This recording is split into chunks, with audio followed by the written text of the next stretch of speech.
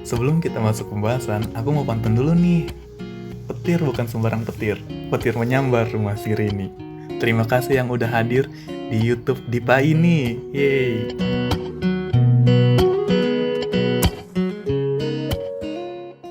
Jadi, di sini kita akan membahas tentang toxic productivity.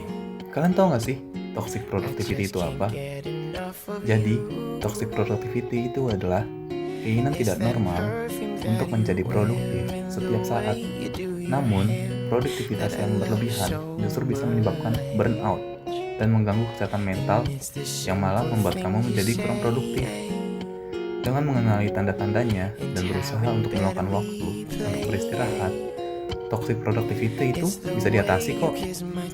Namun, segala sesuatu yang berlebihan justru bisa berakibat buruk, termasuk dalam hal menjadi produktif. Berusaha untuk terus-menerus menjadi produktif dengan melakukan banyak hal sekaligus. Dalam satu hari, lama-lama bisa membuat kamu mengalami burnout atau stres berat. Akibatnya kamu beresiko mengalami masalah kesehatan mental, seperti depresi.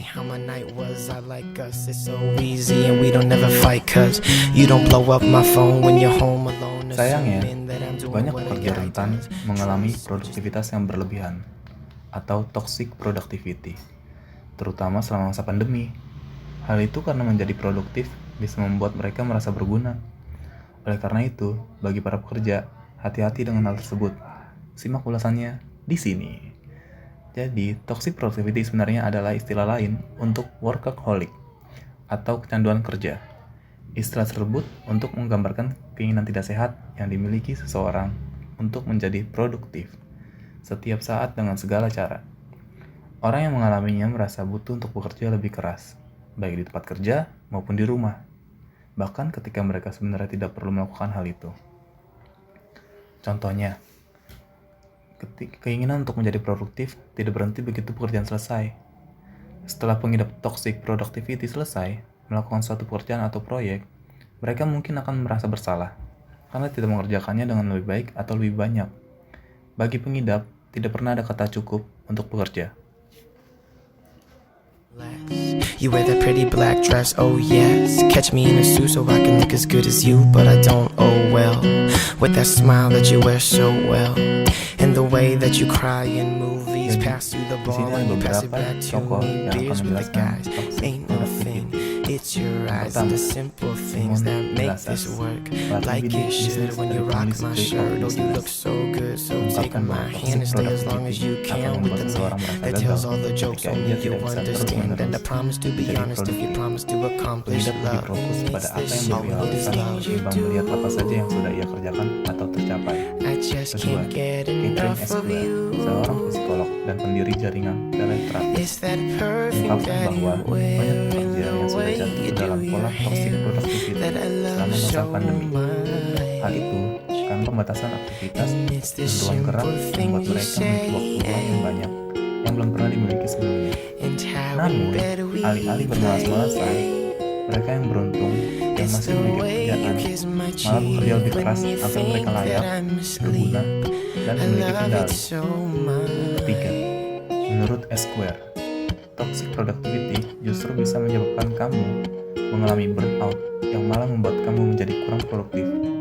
Selain itu, Miloses juga menambahkan bahwa produktivitas berlebih juga akan mempengaruhi hubungan kamu dengan orang lain. Kamu mungkin menjadi pemarah dan frustasi dengan orang-orang yang di dekat kamu. Oleh karena itu, toxic productivity sebaiknya jangan dibiarkan saja.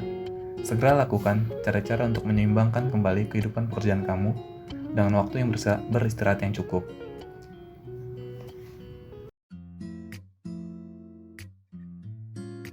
Supaya lebih jelas lagi, mari kita bahas ciri-ciri toxic productivity yang harus kamu kenali sejak dini.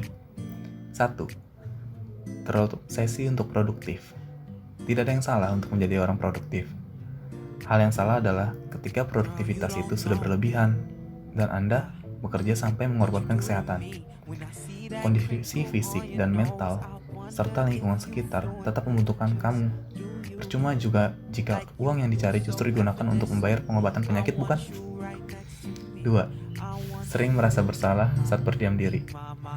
Orang yang terjebak di produktivitas beracun akan merasa bersalah jika ia berdiam diri sejenak, sekalipun itu untuk beristirahat. 3. Punya ekspektasi yang tidak realistis. Target-target yang terlalu tinggi dan mustahil dicapai juga menjadi ciri toxic productivity. Karena target yang tak realistis itulah mereka akhirnya melakukan banyak hal tanpa jeda. 4. Tidak pernah puas. Orang dengan toxic productivity tidak akan pernah merasa puas, padahal secara objektif apa yang dilakukannya sudah lebih dari cukup. Bahkan ada juga beberapa hal yang tetap dilakukan meski sebenarnya tidak perlu.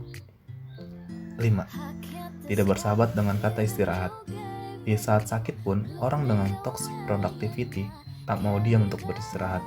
Mereka lebih memilih untuk bekerja. Punya waktu luang untuk beristirahat dianggap negatif.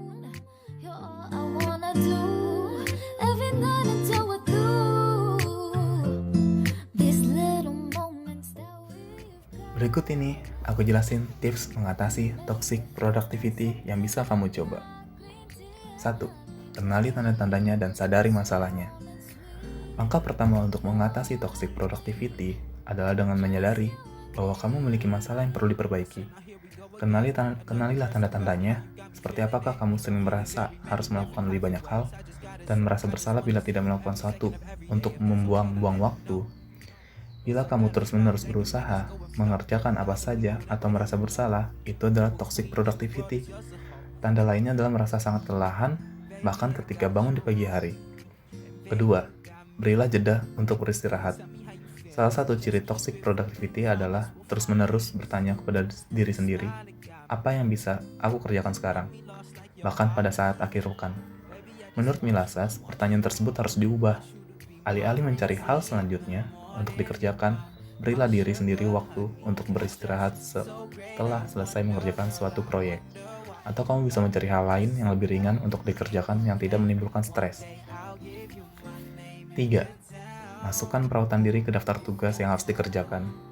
Usahakanlah untuk merawat diri kamu sendiri. Dengan cara apapun kamu ingin melakukannya, kamu mungkin bisa lari pagi atau istirahat minum teh di sore hari.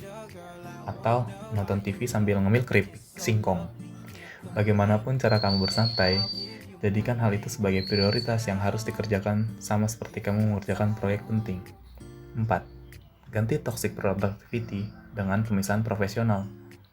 Bila kamu mengalami toxic productivity, kamu perlu belajar keterampilan professional detachment, istilah yang diungkapkan oleh Reutemann dalam bukunya.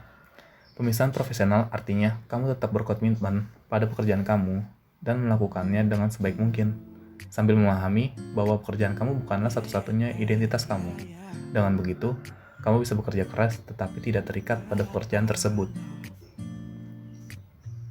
Itulah tadi sekilas tentang toxic productivity yang aku sampaikan. Sebelum aku akhirin, aku mau pantun lagi nih. Petir bukan sembarang petir.